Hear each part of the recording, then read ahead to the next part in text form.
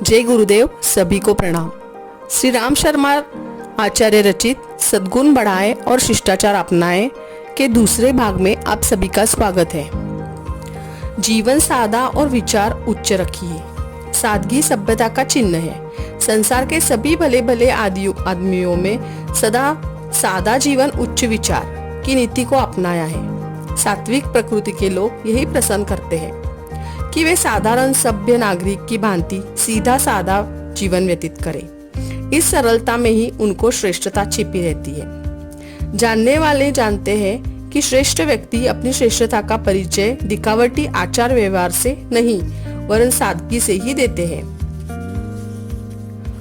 उथले ओछे और छिछोरे आदमी जिनमें असलियतता कुछ नहीं होती, अपनी अयोग्यता और तुच्छता को छिपाने के लिए बहुधा बड़प्पन का ढोंग रचते हैं। फैशन परस्पति इसी प्रकार का एक ढोंग है जिसकी आड़ में कमजोर तबीयत और उथली स्थिति का आदमी यह कोशिश करता है कि मेरी तड़क भड़क से प्रभावित होकर दूसरे लोग मुझे अमीर, विद्वान, चतुर या शानदार आदमी समझेंगे। इसके लिए वह एक ओछे किस्म की बचकानी बनावटें अपने ऊपर लपेटता है और इस कहानी में मोर के पर लगाकर एक कौवा जिस प्रकार अपने को बड़ा बनाने का उपहासास्पद प्रयत्न करता था, वैसे ही वह भी करता है।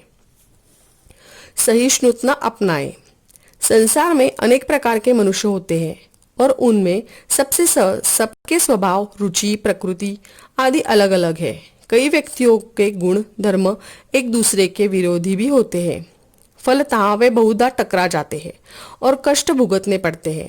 इस स्थिति को टालने का एकमात्र उपाय है सहिष्णुता। हम सहनशील बने और प्रकृति की प्रतिकूलताएं एवं मनुष्य की प्रतिकूल भावनाओं को शांतिपूर्वक सहन करने की आदत डालें। तभी हम संसार में सुखपूर्वक जीवन निर्वाह कर सकते हैं। मर्यादाओं का पालन करें। धर्म कर्तव्यों की मर्यादा को तोड़ने वाले कुमार्गगामी मनुष्य की गतिविधियों को रोकने के लिए, उन्हें दंड देने के लिए समाज और शासन की ओर से जो प्रतिरोधकता व्यवस्था हुई है, उससे सर्वथा बचे रहना संभव नहीं।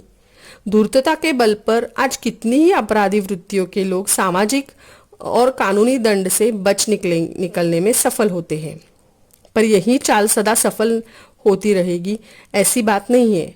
असत्य का आवरण अंततः फटता ही है और अनीति अपनाने वाले के सामने न सही पीछे उनकी निंदा होती ही है। जनमानस में व्याप्त घृणा का सूक्ष्म प्रभाव उस मनुष्य पर अदृश्य रूप में पड़ता है जिससे अतिहितकारी परिणाम ही सामने आते हैं। राजदंड से बचे रहने के लिए ऐसे लोग रिश्वत में बहुत खर्च करते हैं, निरंतर डरे और दबे रहते हैं। उनका कोई सच्चा मित्र नहीं रहता। जो लोग उनसे लाभ उठाते हैं वे भीतर ही भीतर घृणा करते हैं और समय आने पर शत्रु बन जाते हैं। जिनका आत्मा धिक्कारेगा उनके लिए देर सवेर में सभी धिक्कारने वाले बन जाएंगे। ऐसी धिक्कार एकत्रित करते यदि मनुष्य जीवित रहा तो उसका जीवन न जीने के बराबर है। नागरिक कर्तव्यों का पालन। जीवन में बड़ी बड़ी सफलताओं, संभावनाओं, उपलब्धियों का आधार हमारे जीने के तरीकों पर निर्भर है। हम कैसे चलते हैं, उठते हैं, सार्वजनिक जीवन की आवश्यक बातों का कितना ध्यान रखते हैं, इसी पर हमारे जीवन का निर्माण होता है। किसी भी क्षेत्र में सफल होने के लिए इन व्यवहारिक बातों में सफल होना आवश्यक है। जो अपने व्यवहार में इन बातों का ध्यान नहीं रखते, दूसरे के हित अनहित का विचार नहीं करते, स्वेच्छाचार अपनाते हैं, वे समाजद्रोही कहलाते हैं। इस तरह समाजद्रोहियों की छोटी छोटी बातों से भी समाज का बहुत बड़ा अहित होता है। उनका स्वयं का अहित तो निश्चित ही है। नम्रता ही सभ्यता का चिन्ह है। नम्रता नैतिक और आध्यात्मिक क्षेत्र की वह भावना है जो सब मनुष्य में, सब प्राणियों में स्थित शाश्वत सत्य है, ईश्वर से संबंध कराती है। इस तरह उसे जीवन के ठीक लक्ष्य की प्राप्ति कराती है।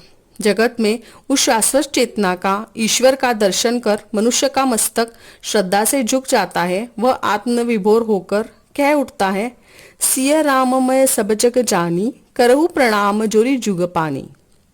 घटघटवासी राम परम सत्य के दर्शन कर संत ऋषियों ने उसे मस्तक नवाया।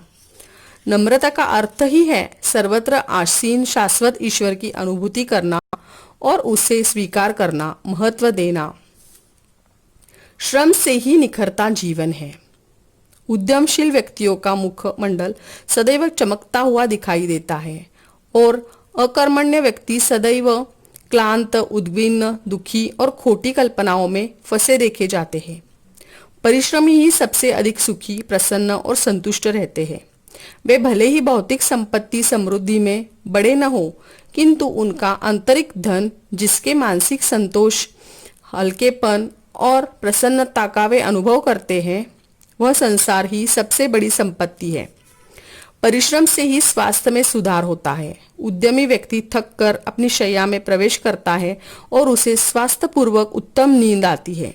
प्रातः उठने पर वे तरोताजगी, प्रफुल्लता, शक्ति, प्रसन्नता का अनुभव करते हैं। आलसी, अकर्मण्य ही दुस्वप्नों, अनिद्रा में पड़े हुए सुबह भी आलस्य, चिंता, भार महसूस करते हुए उठते हैं। जय गुरुदेव। सभी को प्रणाम। अभी के दूसरे भाग में मैं इतना बोलकर विराम देती हूँ।